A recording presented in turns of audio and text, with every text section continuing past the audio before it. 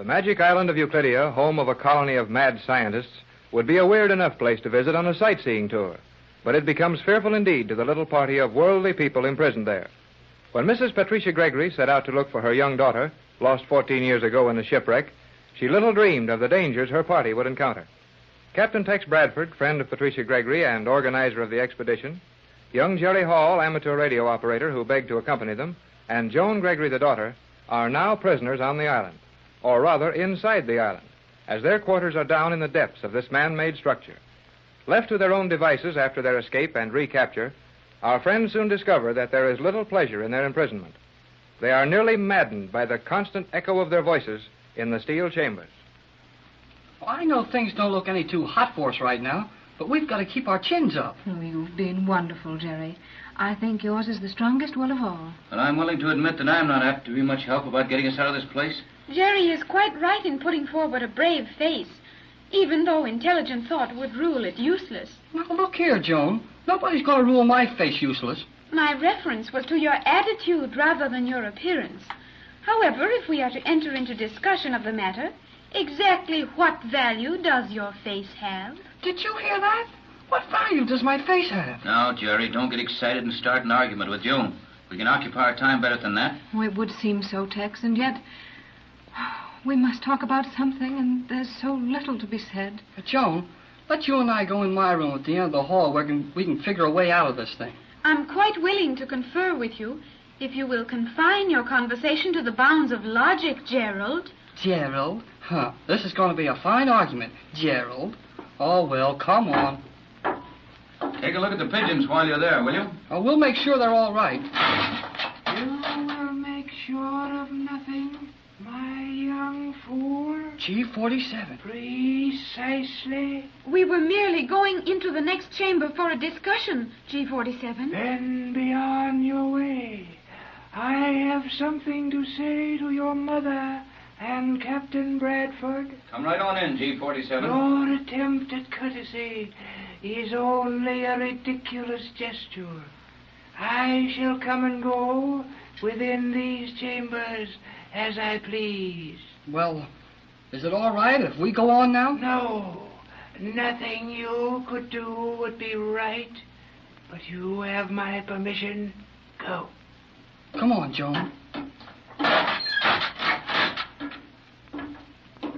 You know, that guy gives me the willies. Jerry, the willies are what? Oh, so you forgot that already. Here I waste a lot of time trying to teach you English, and now you forget what the willies are. I am sorry, Jerry, but your words are so strange to me. No more than this blame island is strange to me. Hey, this door's open. That means old Geometry's been in here taking himself a good look around. We cannot prevent that. He rules Euclidia. Yeah, I know it. Well, let's go in and sit down. Maybe we can figure some way out of this mess. These apartments are very comfortable, are they not? They are not. This blame echo thing is driving me crazy.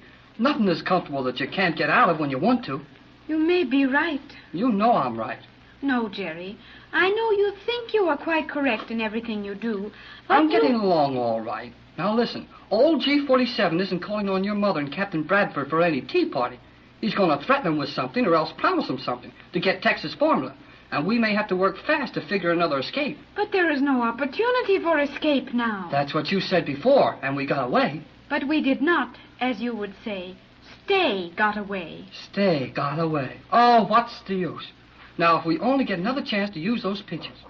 Hey, Joan, the pigeons are gone. Jerry, they are not here. No, I'll say they're not here. But how did they get out? G47. But we'd have heard him moving around in this echo stuff here. Not G47. He would make no sound. No sound in this place? Did you hear any footsteps when he came to the door? Golly whiskers, Joan, you're right. It didn't make a sound. But when we walk around here, it sounds like a truck on cobblestones. We have been talking for a considerable period of time in Mother's apartment. Uh-huh. Long enough for him to do anything he wanted to. There have been no homing pigeons on Euclidia, to my knowledge, which is, of course, limited to the confines of information our scientists have stipulated as the maximum advisable for consumption at my age. Right with you, Joan. Those old boys have told you as much as they thought a kid could swallow. Gerald, I am not a kid. A kid? Yeah, I is know. a- Don't tell me again. A kid is a young goat. Now, if you'll stop trying to educate me and listen to reason for a while, we might figure a way out of this. But there is no way out. G47 will not relax the vigilance of the Euclideans again. Our case is particularly hopeless since our escape. Why any more since that? G47 will now realize our potentialities and be doubly anxious to secure the captain's formula. Well, he can figure all he wants to. But G47 or no G47, we'll get off this funny island someday, and I'll bet it won't take long either. It seems almost impossible that so stupid a person would be given such splendidly continuous vocal equipment. Jerry, he heard you. Oh, what of it? He didn't hear anything he doesn't know. It would need a man far more ignorant than any on Euclidia to learn anything new from one of your mental caliber, Hall. In a very short space of time, you may understand more fully what I mean. In a very short time, a very short... Gee, he's gone. Through that steel wall, without a sound. Jerry, you should know that G47 did not go through that steel wall. Well, it looked like he did. And even after your experiences with these Euclidean scientists, you are willing to accept the appearance for the fact? Oh, yeah, he didn't go through the wall at all. To be sure he did not. To be sure, nothing of this is Screwy Island. But I guess I know what happened. He stepped around a sharp corner in that hallway, and the polished steel made his reflection look like it was passing through it. Now your mental processes are functioning again. Yeah, but no matter how old geometry got out of here, it's just another good sign that he knows a lot of tricks we'll have trouble catching up with. Jerry, listen.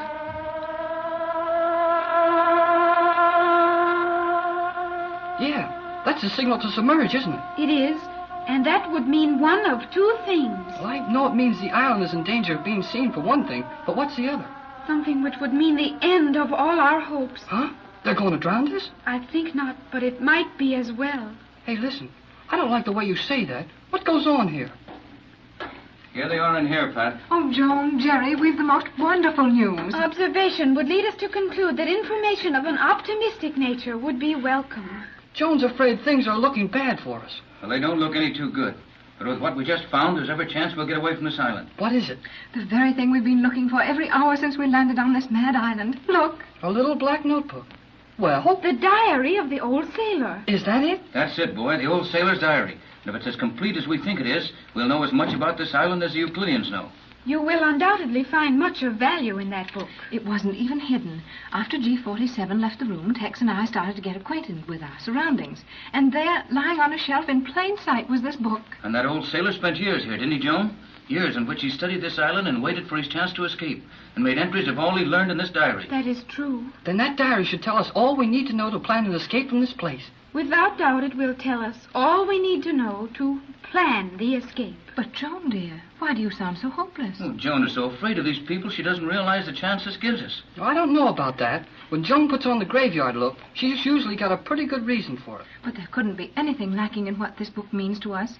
We all agreed, and you were heartily in agreement with us on it, Joan, that if we could find this diary, it would quite possibly mean our escape. Where did you say you found this book? In Pat's apartment. And the book was not concealed? No attempt had been made to hide it? Why, no, dear. It was lying right in front of us. Huh. You're right, Joan. Maybe I'm thick, but I still don't see it. A book we wanted is still a book we want, no matter where it was found. Even if it had been left where you could not help but find it? Huh? Where we... Oh, golly whiskers. Joan, dear, we didn't find the book. It was simply handed to us. Yes, Mother. Then that means just one thing. The book isn't going to do us any good. Looks like that's it. These Euclideans have figured out some way of being sure we'll stay here as long as they want us, no matter how many books we find. That is the situation to be faced. Oh, and I thought the little diary meant so much. Don't look so downhearted, Pat. That diary means plenty. We're going to get off this man-made torture city someday, and when we do, we can use that information to further scientific work in the right direction back home. That's all swell, but Joan's got the idea we're not going to get back home. Did you hear that? That signal gong of theirs. They're going to submerge this island or do some more of their tricks. I think it meant more than that. What is it? Don't act so mysterious, Joan. We must know all that you know about this island and know it as quickly as possible if we're to have a chance to escape. I will tell you, Mother, the instant I'm certain as to the meaning of that signal. If it was what I believe it to be, It will be repeated in 60 seconds. Well, if that's some special signal that we don't know anything about, let's keep quiet when it starts again so Joan can tell exactly what it is. In the meantime, let's... Oh, so they took the homing pigeons. Yes, Captain Tex. The little pigeons are gone. And with them went our strongest hopes for escape. Well, I didn't think they'd let us keep them anyway. Now, don't be too downhearted over the loss of those birds. These scientists won't hurt them any. They'll give them every care and attention because they want to study them. And the pigeons have done their work for us long ago. You all seem to forget that Johnson is on his way to the States with our position, and he knows where to get my formula. All we have to do is to hang on until he can have that formula compounded and organize a rescue party. We can expect rescue in less than 3 weeks. 1, 2, 1. Yes, that is the signal. And the position Johnson has for this island is quite useless. Useless? Why, Joan? That was the signal to move the island. You mean to submerge it? No, I mean to move it. Move it along the floor of the ocean for 1 mile or 25 miles or 1,000 miles. Move this island? But, gee, golly whiskers, if they can move this whole island, how will anybody find us? That is our hopeless position, Jerry. No one will ever find us.